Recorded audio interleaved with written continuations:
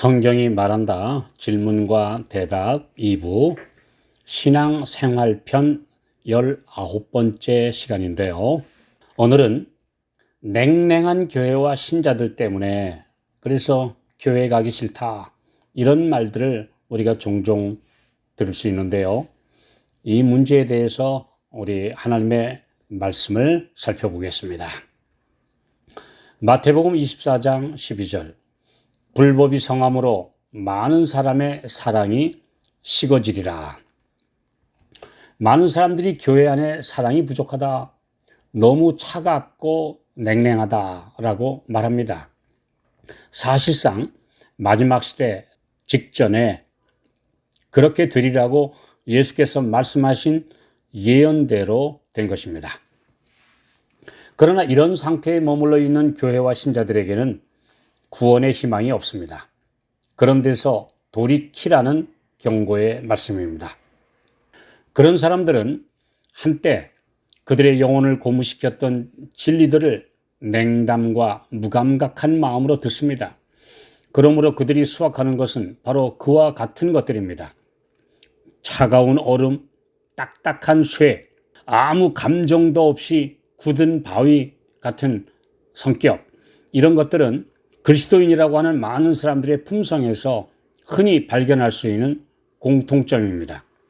예수께서 그런 형식주의와 의식 지킴에만 빠진 바리새인들을 책망하신 것은 그런 상태에서는 마음이 점점 더 완고하게 되기 때문이었습니다.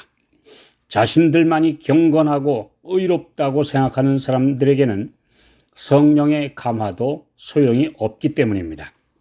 그리스도의 이런 책망은 마음에 처음 사랑을 잃은 사람들에게도 적용됩니다.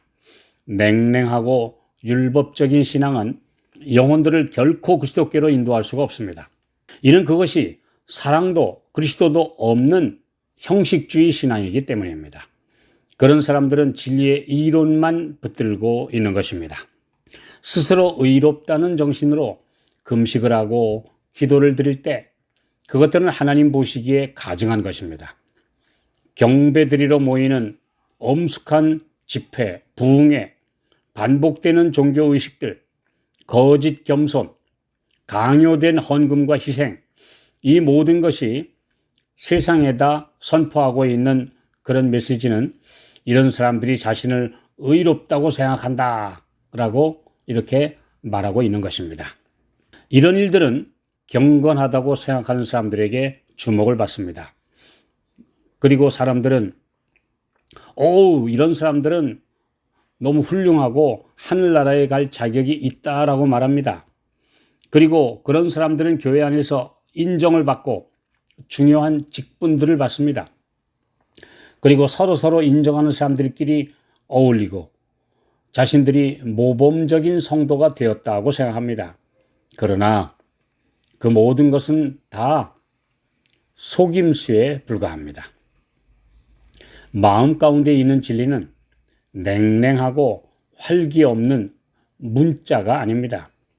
진리 가운데는 기쁨이 충만합니다. 진리에 살아있는 감화 아래 일하는 사람들의 생애 가운데는 고상함이 있고 은혜스러움이 있습니다. 진리는 신성하며 거룩하며 파워가 있습니다. 그리스도의 형상과 같은 품성을 형성함에 있어서 진리는 어느 무엇보다도 더 힘있고 강한 능력으로 역사하여 사람들을 부드럽게 만들어줘야 합니다. 그런 성도의 마음에는 뜨거운 그리스도의 사랑이 가득 차서 밖으로 흘러 넘치게 됩니다. 거듭남을 체험한 신자들이 그들의 첫사랑을 계속 유지하지 못하는 이유는 말씀이 육신이 되신 그리스도처럼 그들의 삶에서 말씀이 역사하도록 자신을 매일 그분께 드리지 않기 때문입니다. 로마서 5장 5절 소망이 부끄럽게 아니함은 우리에게 주신 성령으로 말미암아 하나님의 사랑이 우리 마음에 부은 바 됨이니. 마음에 그리스도의 사랑으로 부으심을 받고 채용을 입지 않은 사람들은 하나님을 최고로 사랑할 수도 이웃을 제 몸처럼 사랑할 수도 없습니다. 그들은 빙산처럼 차갑게 굳어 있습니다. 그들은 하나님께 속한 사랑을 하나님께로부터 도둑질하고 마찬가지로 그들의 이웃에게서도 도둑질합니다.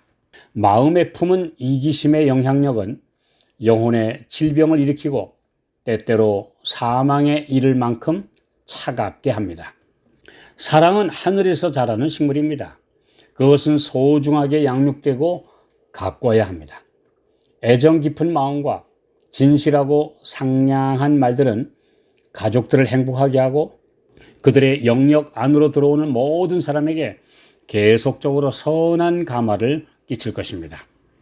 베드로전서 1장 22절 너희가 진리를 순종함으로 너희 영혼을 깨끗하게 하여 거짓이 없이 형제를 사랑하기에 이르렀으니 마음으로 뜨겁게 피차 사랑하라.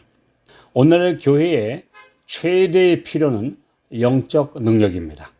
저 타락한 세상의 늪과 같은 곳으로부터 나온 능력은 어디서나 왜곡시키고 변질시키는 이상한 영향력을 행사합니다. 세상의 염려, 돈에 대한 사랑, 세상 쾌락, 그리고 얼음처럼 차가운 회의주의가 도처에 널려 있습니다. 오순절이 새롭게 필요합니다.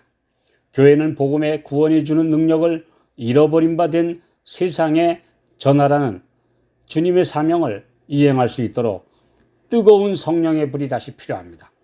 제자들을 전적으로 변화시키셨던 그 성령의 능력이 오늘날 신자들에게 다시 임하셔야 합니다. 우리의 사랑이 없고 냉랭한 마음을 무슨 방법으로 녹일 수 있을까요? 흔히 마음은 책망을 받게 되면 강팍하게 되지만 그리스도의 사랑 아래서는 녹을 것입니다. 격렬한 비난이나 정죄보다는 예수님의 무한하신 사랑을 묵상하고 느낄 때 마음속 깊은 곳에서부터 진정한 회개가 일어나게 될 것입니다. 남을 비난할 때에 나 자신도 마음이 점점 더 굳어진다는 사실을 기억하면서 그들을 위하여 기도하는 정신이 우리 가운데 충만하게 일어나야 합니다. 예레미야 9장 7절 만군의 여호와께서 이같이 말씀하시되 보라 내가 내 딸 백성을 어떻게 처치할꼬 그들을 녹이고 연단하리라. 쿠바가 공산화되기 전 신앙의 자유를 누렸던 교회 지도자들은 반목과 분열로 편가르기를 해서 많은 신자들을 밖으로 밀어냈고 분위기를 차갑게 만들었습니다.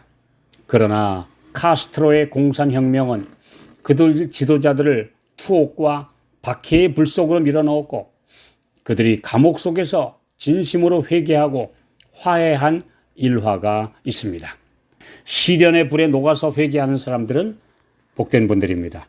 지금 평안한 때에 성령의 불로 뜨거워지는 경험을 하는 성도들이 그 큰 날에 서게 될 것입니다.